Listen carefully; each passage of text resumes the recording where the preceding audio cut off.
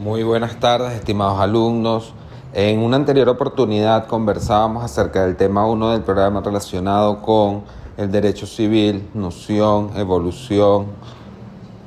ramas o contenido del derecho civil. En esta oportunidad corresponde abordar el tema 2 del programa relacionado con las fuentes e interpretación del derecho civil. Recuerden que en un primer episodio conversábamos sobre la noción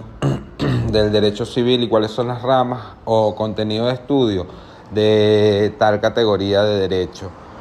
afirmando que en efecto el derecho civil no es otra cosa que el derecho privado, pero el derecho privado general, es decir, aquella categoría de derecho que a lo largo de una evolución histórica no se ramificó, no adquirió una categorización especial de derecho privado, por lo que hoy en día podemos afirmar que el derecho civil es el derecho privado general, o por descarte podemos afirmar que el derecho civil es todo aquello que no adquirió una categorización especial de derecho privado, como lo fue el derecho mercantil, el derecho agrario, el derecho laboral. Todo ello producto de una evolución histórica a través de 5 estadios de evolución del derecho civil que los conversamos en una oportunidad anterior. También podríamos afirmar que el derecho civil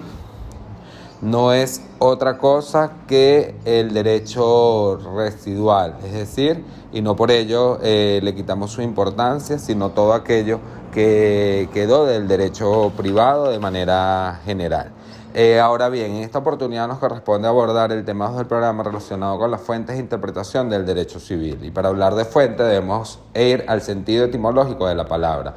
Etimológicamente, la palabra fuente hace referencia al lugar de donde brota algo, y más específicamente en el lenguaje coloquial, cuando hablamos de fuente, hacemos referencia al lugar de donde brota o de donde emana el agua. Traspolando tal afirmación o tal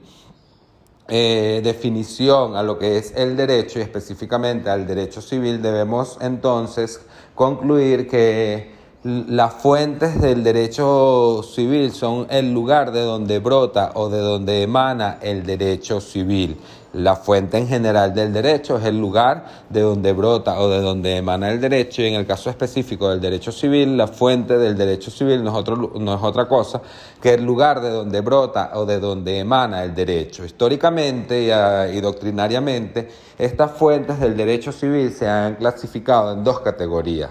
las fuentes formales directas y las fuentes formales indirectas de derecho civil.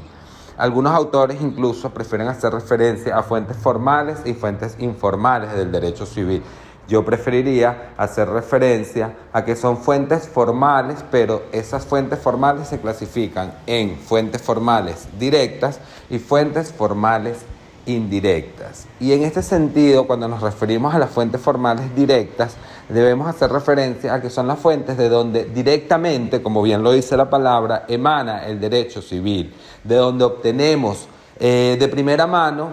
la producción del derecho civil. Y hay que hacer referencia también que a lo largo de la historia y sobre todo en los sistemas de derecho occidental como el common law, el derecho civil emana exclusivamente de la ley. En los sistemas de derecho occidental, la única fuente formal directa de derecho civil es la ley. Y así hace referencia nuestro Código Civil venezolano en su artículo 3, cuando refiere que la única fuente formal de derecho es la ley. Es decir, que en el sistema de derecho venezolano, así como en todos los sistemas de derecho occidental, exceptuando el sistema norteamericano, la única fuente formal directa de derecho civil es la ley. A diferencia de otras ramas o categorías de derecho, como por ejemplo el derecho mercantil, donde la costumbre es una fuente formal directa de derecho, en el derecho civil existe el principio de primacía de la ley como fuente única, exclusiva y excluyente de producción de derecho civil. Es decir, que cuando nosotros hacemos referencia a las fuentes formales de derecho civil, debemos afirmar que la única fuente formal de derecho civil de manera exclusiva y excluyente en Venezuela es la misma ley. ¿Ok? En este sentido debemos hacer referencia entonces al principio de primacía de la ley como fuente única, de producción de derecho civil. Si a usted le preguntan cuál es la fuente formal directa de derecho civil en Venezuela, debe afirmar sin temor a equivocarse que la única fuente formal de derecho civil de conformidad con lo establecido en nuestro Código Civil venezolano es la ley, de manera exclusiva y excluyente. Quiere decir entonces que existen otras fuentes formales de producción u otras fuentes formales de derecho civil. Indudablemente existen otras fuentes formales de derecho civil, pero que no son fuentes de producción o de generación del derecho, y por eso no podemos dudar en afirmar que son fuentes formales, pero fuentes formales indirectas. Hagamos referencia pues a las cuales son esas fuentes formales indirectas de derecho civil en Venezuela. Doctrinariamente, las fuentes formales indirectas de derecho civil en Venezuela se clasifican en 4, que son la doctrina, la jurisprudencia, la analogía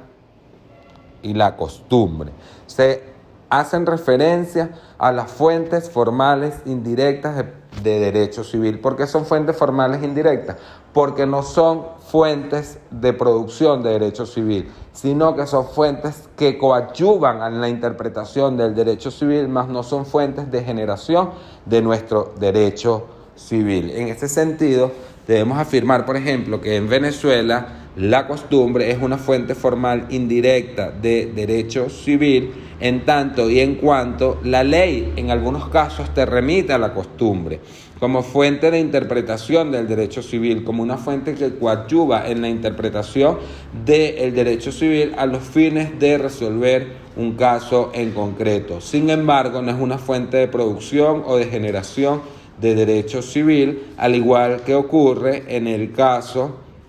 de la analogía. La analogía hace referencia a la resolución de un caso concreto en base a una norma que no te establece un supuesto de hecho, pero si nos vamos a lo que es el principio de la generalidad del derecho, podemos concatenar o comparar esa norma con otra norma que sí establezca un supuesto de hecho específico, un supuesto de hecho determinado y que establezca una consecuencia jurídica. En este sentido, analógicamente podemos resolver un caso concreto aplicando un supuesto de hecho no regulado a un supuesto de hecho que sí es la consecuencia jurídica de un supuesto de hecho que no es que sí está regulado a un supuesto de hecho que no está regulado en la ley. En este sentido,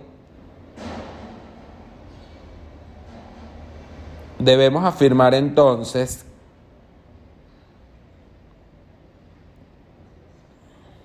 que, de conformidad con el artículo 4 del Código Civil venezolano vigente, que hace referencia a que la ley debe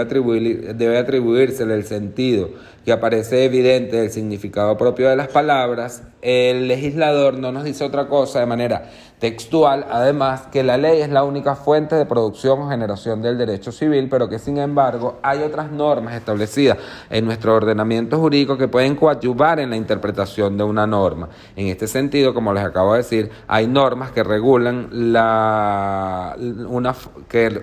o establecen una forma de interpretar nuestro derecho civil y que hacen referencia o que te remiten a la costumbre o a la analogía o a los principios generales del derecho incluso. Pero lo que debemos tener en cuenta en este caso es que aun cuando existan otras normas que pueden coadyuvar en la interpretación del derecho civil, dichas normas no son la costumbre, la analogía y los principios generales del derecho proceden de la misma ley. Es decir, que sigue siendo la ley la única fuente formal directa de derecho civil. Existen otras fuentes formales indirectas, tales como la doctrina y la jurisprudencia. Entiéndase la doctrina como toda aquella todo el conocimiento escrito que existe acerca de una institución jurídica en particular por especialistas, evidentemente. Todo aquel conjunto de información que exista en los textos jurídicos y que haya sido producto de un estudio forma parte de lo que es la doctrina. Cuando usted va a un texto jurídico, a un texto escrito que haga referencia a alguna institución jurídica en particular y que proceda de un estudio específico, está haciendo referencia a la doctrina. a la doctrina. Y el mismo legislador te permite utilizar la doctrina como una fuente de que coadyuva en la interpretación de la norma, pero que no es fuente de generación o de producción de la norma jurídica, y en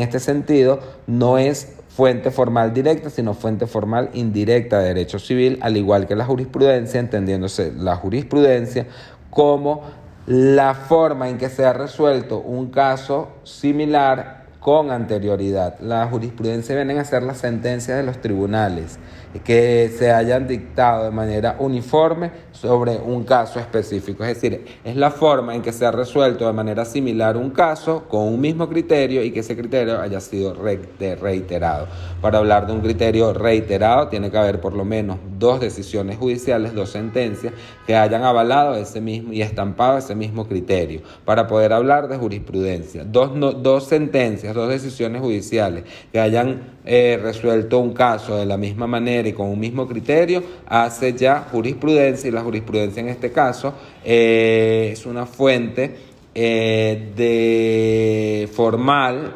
indirecta de derecho civil, porque no produce la norma, pero nos ayuda en la interpretación de la norma. De hecho, es muy bien sabido que, por ejemplo, a la hora de tomar decisiones sobre casos concretos, sobre casos específicos, los mismos jueces hacen referencia tanto a la doctrina como a la jurisprudencia, y en caso de no poder resolver un caso porque no exista un supuesto de hecho regulado, pueden aplicar la analogía a través de la aplicación de la consecuencia jurídica de un supuesto de hecho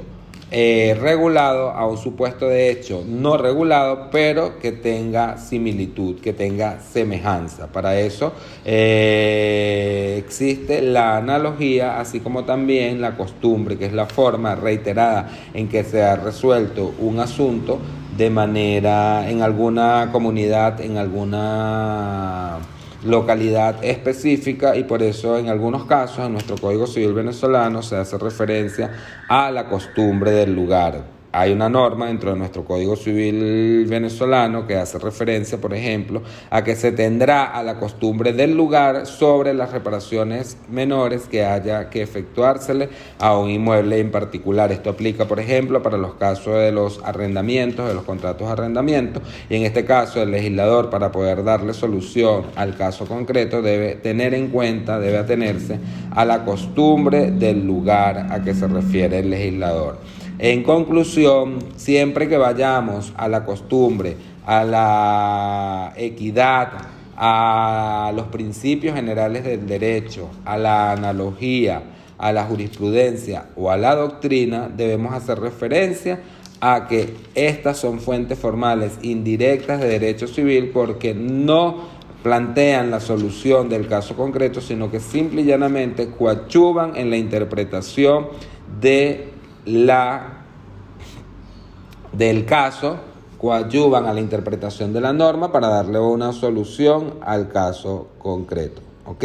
Entonces, en este caso, hay que hacer referencia igualmente a que tanto la analogía como los principios generales del derecho forman parte de la misma ley. Es decir, que no son una fuente indirecta. No la podemos clasificar como una fuente indirecta de derecho civil porque entran dentro de la misma fuente formal directa que es la ley, ya que cuando vamos a acudir a la analogía de los principios generales del derecho debemos ubicarlos dentro de la misma ley, porque para aplicar la analogía debemos ir a una norma que plantee un supuesto de hecho regulado, es decir, que estamos hablando de la ley. En el caso de los principios generales del derecho, nosotros debemos acudir a nuestro propio ordenamiento jurídico para poder obtener cuáles son esos principios generales del derecho que rigen esa materia en particular. En definitiva, lo importante que quiero que tengan en cuenta y lo importante es determinar que cuando hablamos de fuentes del derecho hacemos referencia al lugar de donde emana, al lugar de emanación, de generación del derecho, y que cuando hablamos del derecho civil hacemos referencia no a otra cosa que al lugar de generación, de emanación del derecho civil, y que en Venezuela cuando hablamos de fuentes del derecho civil debemos hacer referencia a las fuentes formales de generación del derecho civil. Y en este caso debemos hacer referencia específicamente, según el autor Garrondona, a las fuentes formales directas, que son las fuentes formales más cercanas de generación del derecho civil, y en este caso debemos clasificar las fuentes formales de derecho civil en dos, que son las fuentes formales directas y las fuentes formales indirectas, entendiéndose que la única fuente formal directa de producción o de generación del derecho civil en Venezuela y en los sistemas de derecho occidental es la ley, y que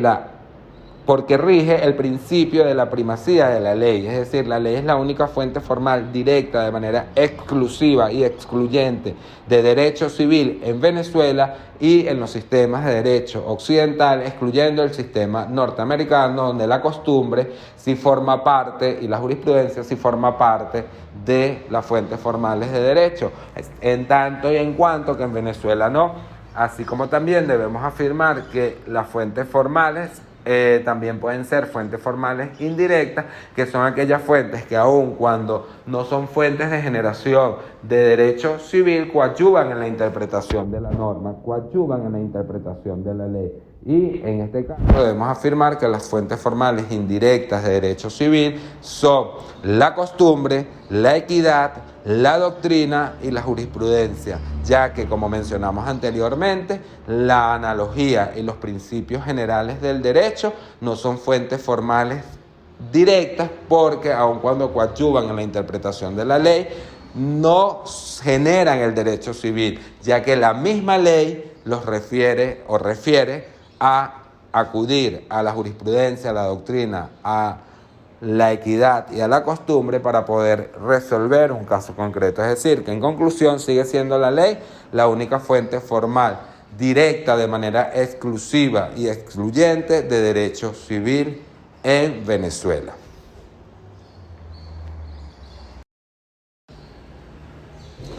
Habiendo hecho referencia ya dentro de la misma temática del tema 2 del programa a las fuentes del derecho civil, debemos referirnos ahora a la interpretación del derecho civil. Ya sabemos entonces que las fuentes del derecho civil son las fuentes de producción o generación del derecho civil y que en Venezuela existe una única, exclusiva y excluyente fuente formal del derecho civil, que es la ley, y existen unas fuentes formales indirectas que, aun cuando no producen o no generan el derecho civil, coadyuvan en su interpretación, como lo son la costumbre, la equidad, la doctrina y la jurisprudencia. Habiendo entendido esto, debemos pasar a la segunda parte del tema 2 del programa, que es la interpretación del derecho civil.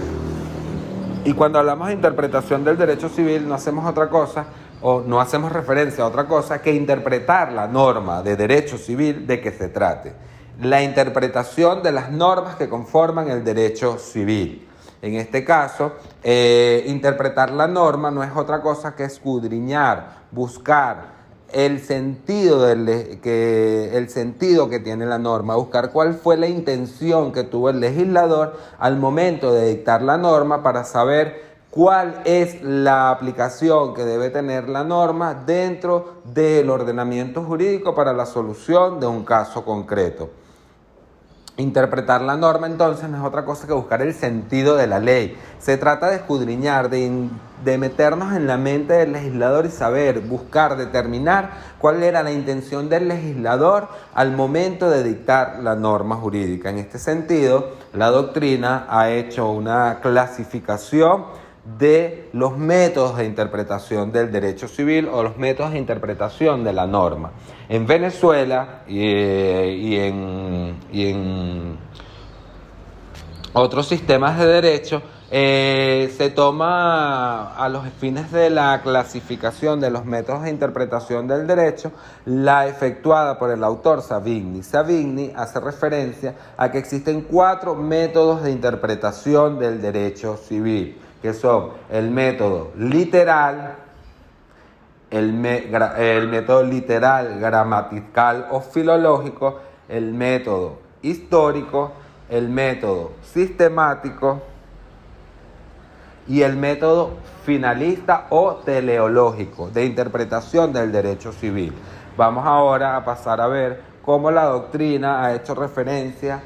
a cada uno de estos métodos y en qué consiste cada uno de ellos. En este sentido, el método literal, gramatical o filológico hace referencia a que la norma de derecho debe interpretarse de acuerdo al sentido que aparece directamente de las palabras que integran la norma, es decir, el sentido literal o gramatical de las palabras que integran la norma. Según este método, no podemos llevar a cabo una interpretación basándonos en otra cosa que no sea el sentido gramatical de las palabras que conforman la norma a través de la interconexión de la interconexión que existe entre ellas y a las reglas de la gramática. Por eso se denomina que es el método literal o gramatical de interpretación del derecho civil. En este sentido, el método de interpretación literal, gramatical o filológico hace referencia entonces a que la norma debe interpretarse en un sentido literal atendiendo al sentido gramatical de las palabras que integran la norma a través de la interconexión de ellas entre sí.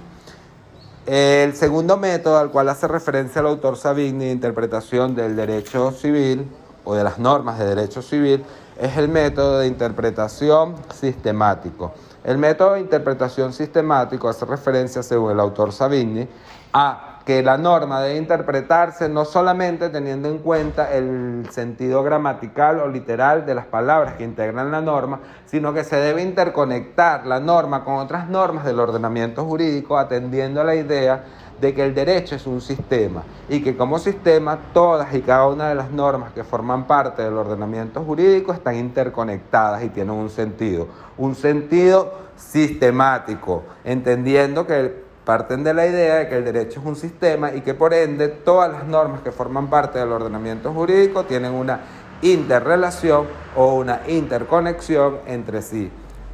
Según este método de interpretación, entonces, la norma jurídica no debe o no puede interpretarse teniendo en cuenta solamente el método gramatical, literal o filológico, sino que más allá de ese sentido gramatical debe interconectarse la norma con otras normas que forman parte del ordenamiento jurídico para atender a cuál es el sentido de la ley o cuál es el sentido de la norma jurídica en particular y cuál es la intención del legislador al momento de dictar la norma.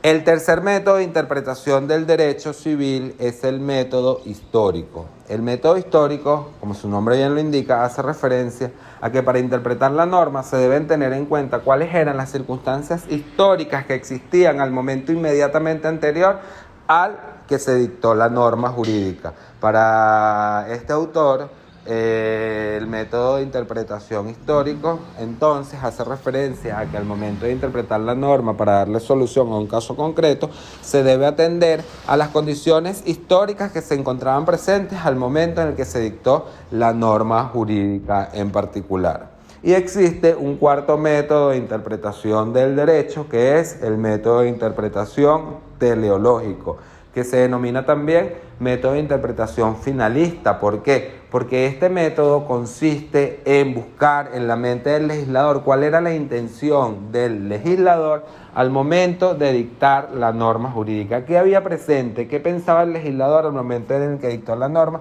¿Y cuál era la finalidad o la intención del legislador para dictar esa norma? ¿Cuál era el objetivo que tenía en mente el legislador al momento en que dictó la norma jurídica? Según los métodos de interpretación a los cuales acabamos de hacer referencia, la doctrina ha hecho una clasificación en métodos de interpretación objetivo y método de interpretación subjetivo. Un sector de la doctrina hace referencia a que los métodos de interpretación del derecho o los métodos de interpretación de la norma jurídica son dos: método de interpretación objetivo y método de interpretación subjetivo. El método de interpretación objetivo, según este sector de la doctrina, hace referencia a que la ley debe atribuírsele el sentido simple y llanamente gramatical. No debemos ir a la intención del legislador, sino que la ley debe interpretarse teniendo en cuenta solo el sentido gramatical que se desprende de las palabras que conforman la norma a través de la interconexión de ellas entre sí y las reglas de la gramática. Por eso se denomina método de interpretación objetivo, porque no da lugar a buscar un sentido más allá del que aparece de forma textual de las palabras que integran la norma a través de la interconexión de ellas y a las reglas de la gramática. En tanto que para este sector de la doctrina, el método de interpretación subjetivo hace referencia a la subjetividad, es decir, a que no solamente debemos atender el sentido íntegro de las palabras que integran la norma de acuerdo a la conexión de ellas entre sí, a las reglas de la gramática, sino que debemos ir más allá y buscar, aparte de lo que es el sentido gramatical, cuál era la intención o la voluntad del legislador al momento de dictar la norma. Por eso un sector de la doctrina hace referencia a que los métodos de interpretación del derecho o los métodos de interpretación de la norma se pueden clasificar en métodos de interpretación subjetivo y métodos de interpretación objetivo. Si nos vamos al artículo 4 del Código Civil venezolano vigente, nos damos cuenta de que dicha norma reza lo siguiente: a la ley debe atribuírsele el sentido que parece evidente del significado propio de las palabras, según la conexión de ellas entre sí y la intención del legislador.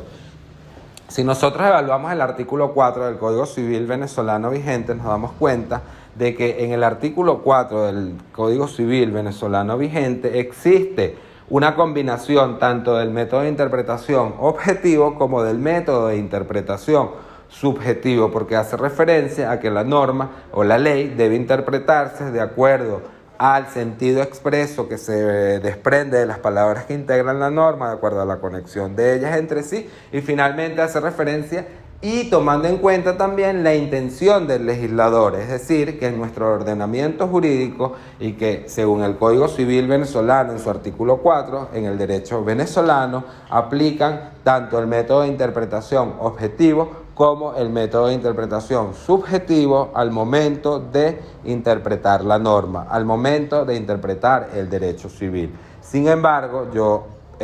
podría afirmar que a los fines de lograr una sana interpretación de la norma, una sana interpretación del derecho, debemos tener en cuenta los 4 métodos de interpretación dados por el autor Savigny, que son el método de interpretación gramatical, literal o filológico, el método de interpretación histórico, el método de interpretación sistemático y el método de interpretación teleológico. Para obtener una sana y correcta interpretación del derecho, creo que debemos aplicar estos 4 métodos de interpretación de la norma jurídica. Cuando usted va a interpretar una norma, usted debe atender en primer lugar al sentido expreso, al sentido evidente que aparece en las palabras que conforman la norma, de acuerdo a la conexión de ellas entre sí y a las reglas de la gramática, pero no solamente debe quedarse allí, sino que también debe atender a las otras normas que forman parte del ordenamiento jurídico, entendiendo que el derecho es un sistema y que como sistema todas las normas que lo conforman se conectan entre sí. Pero no solamente debemos entonces aplicar el método de interpretación literal, gramatical o filológico, sino que debemos también ir al método de interpretación sistemático, pero no quedarnos allí. También debemos tener en cuenta cuáles fueron las condiciones históricas o las circunstancias históricas que existían en el momento inmediato anterior a la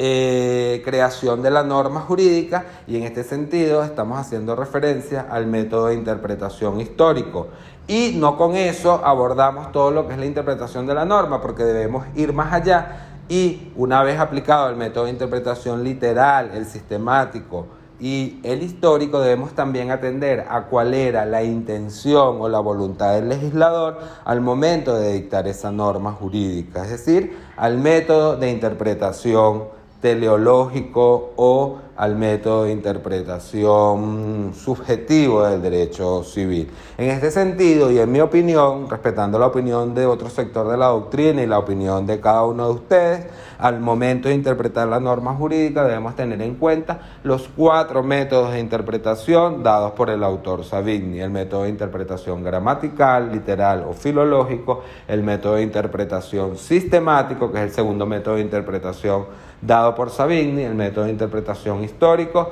y el método de interpretación finalista o teleológico. Sin embargo, es importante acotar que otro sector de la doctrina hace referencia a el método de interpretación sociológico, es decir, incorporan a partir de los 4 métodos de interpretación dados por el autor Savigny otro método de interpretación de la norma, como lo es el método de interpretación sociológico, que hace referencia o atiende a que no solamente deben tomarse en cuenta estos 4 elementos, sino que también deben tomarse en cuenta la posición del hombre como ser pensante y errante frente a las condiciones sociológicas o las condiciones sociales, incluso ambientales, geográficas, etcétera, que estaban presentes al momento de interpretar la norma jurídica. Yo preferiría abordar el tema desde los 4 métodos de interpretación dados por el autor Savigny, porque me parece que de allí se puede obtener una sana interpretación de la norma jurídica.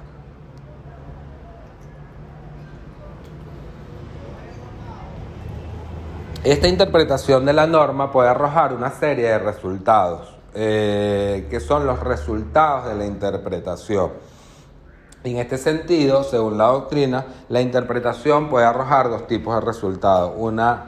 interpretación restrictiva o una interpretación extensiva de la norma. Cuando hablamos de una interpretación restrictiva, hacemos referencia a que una vez aplicados los 4 métodos de interpretación del derecho, podemos obtener que el sentido o la voluntad del legislador iba más allá de lo que realmente aparece del sentido gramatical de las palabras que integran la norma, y en este sentido estaríamos concluyendo que obtuvimos una interpretación restrictiva de la norma, porque la voluntad del legislador iba mucho más allá a lo que realmente expresa el contenido literal o gramatical de las palabras que integran la norma. Y en sentido contrario, podemos decir que obtenemos una interpretación extensiva cuando concluimos que el contenido íntegro de las palabras que integran la norma no coincide con la voluntad del legislador, porque la voluntad del legislador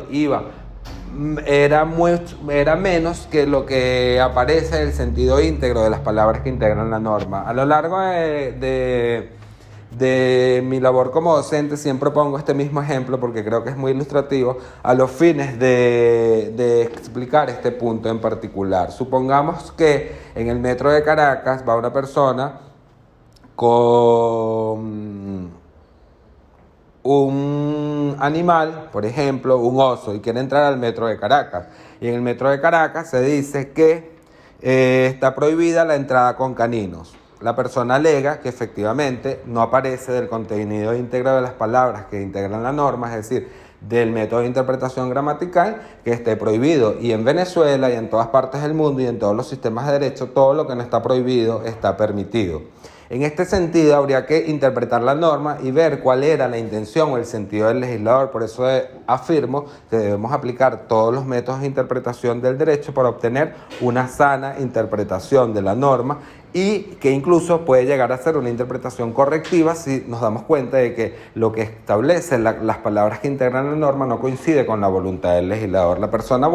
alega que efectivamente no está prohibida la entrada con osos, que está prohibida la entrada con perros, con caninos, porque el legislador no lo dice expresamente. Sin embargo, si usted va y lleva a cabo y aplica los métodos de interpretación de la norma, interconecta esta norma con otras normas del ordenamiento jurídico y con las condiciones históricas que estaban presentes al momento de aplicar la norma, usted pudiera llegar a concluir que la intención del legislador no era solamente prohibir la entrada con caninos al perro, sino garantizar la seguridad tanto de los trabajadores como de los transeúntes del metro de Caracas, porque allí lo que se busca privilegiar o proteger o garantizar es la integridad física de las personas, por lo que usted puede concluir que si está prohibida la entrada con un canino, con un perro al metro de Caracas, con más razón aún la intención del legislador era, a los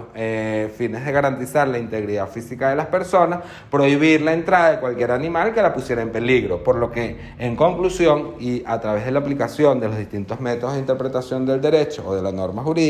pudiéramos llegar a concluir y hacer una sana interpretación correctiva de la norma, llegando a la conclusión de que también está prohibida la entrada con osos y con cualquier otro tipo de animal que ponga en riesgo la integridad física de las personas. He ahí la importancia de aplicar y de saber los distintos métodos de interpretación del derecho, los distintos métodos de interpretación de la norma jurídica, a los fines de hacer una sana interpretación de la norma y una sana aplicación de la norma jurídica en concreto. ¿Okay? Con estos métodos de interpretación del derecho. Hemos concluido el tema 2, que estaba referido en su primera parte